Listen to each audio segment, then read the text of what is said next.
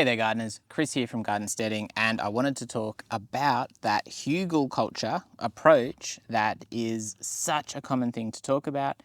As you can see here, this is basically a bed that I dug up, and I've dug the sticks that I put at the bottom as a bit of a Hugelkultur kind of approach. There was other stuff in there was like leaf litter and stuff like that.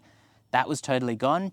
In this bed in particular, it was noticeable that that bottom layer of soil was particularly good. So it's pretty clear that doing that in the base of this garden bed, which has only been in for maybe a year, was quite successful.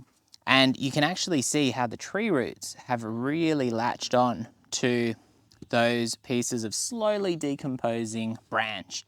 Now, all of these branches would be eucalypt branches, which is not the most ideal thing to use because eucalypts kind of discourage other plants from growing near them. But as you can see here, it's working just fine. Now, one of the downsides of having to re-dig up a Hugelkultur bed like this is when you get down to that stick layer, it gets real difficult to dig up easily. It's not impossible, but obviously this is going to be a better approach when the bed is permanent and you're never going to have to move it again, or not for a very, very long while when everything has rotted down to nothing, which from what I understand should be that long. The big issue I think for us is that those tree roots were coming up through the base of the bed, sucking all the moisture out, and so they probably slowed down that Hugelkultur kind of process enormously. But you can see there's the fungi on those branches, some more noticeable than others, and it is definitely working.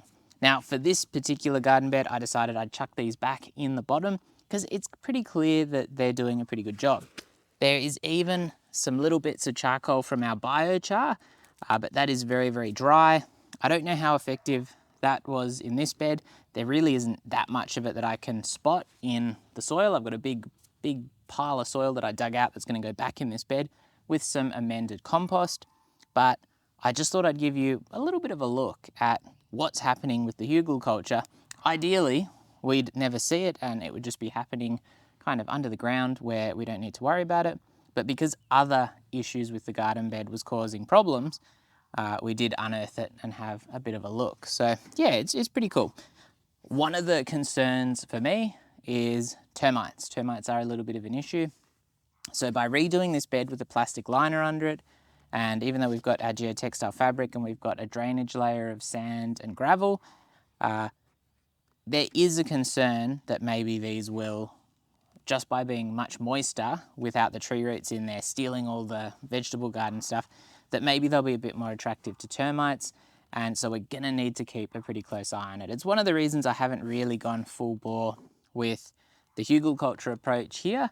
And certainly if my veggie garden was well out from the house, it'd be a bit of a different story. This area is renowned, as most areas of New South Wales I think are, for being quite bad for termites. They're something that you deal with. It's not really something you can eradicate around you, even though a lot of the treatments are designed as kind of like a bait system, which they take back to their nest and hopefully all die. But yeah, you just do need to be a little bit careful. But overall, this is a pretty good success, I would say. And we're gonna get this bed back together and hopefully I'll get another one before I lose the light because it gets quite dark early in autumn and it's only gonna get worse from here, because I really want to get as many of these beds as I can in, and I want to get my rhubarb, which came out of this bed, it's going to go back in because it seemed pretty happy here, which was a good sign.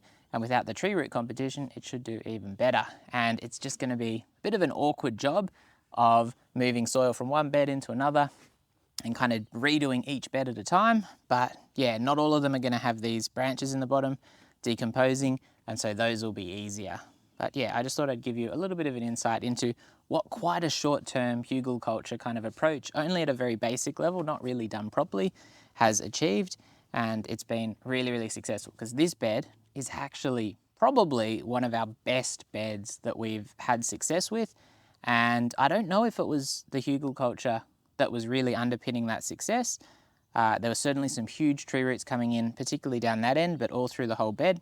But for whatever reason, they, down the bottom, seem to be doing well, and this has been our by far most successful bed. With a rhubarb down one end, we had a whole heap of greens growing down the other. It was a really nice bushy garden bed, which had heaps of stuff, heaps of cover, which obviously helps. But yeah, just super, super successful. And maybe it does come down to this Hugelkultur. The one next to it, I haven't put the sticks in, so we'll be able to kind of benchmark these two beds and see whether maybe that is the big difference. Because it's not a super hard thing to do. You just rake up all your leaves, let them decompose a little bit, grab all your bigger branches, chop them up with a handsaw or a chainsaw preferably. I got a little Makita 18-volt chainsaw, and you chuck them in and off you go. And it helps because it reduces how much soil you need to fill the beds, which is another bonus. So lots and lots of cool things that kind of go together to make life easier. It's more work, but cheaper, and it seems quite effective, which is always good.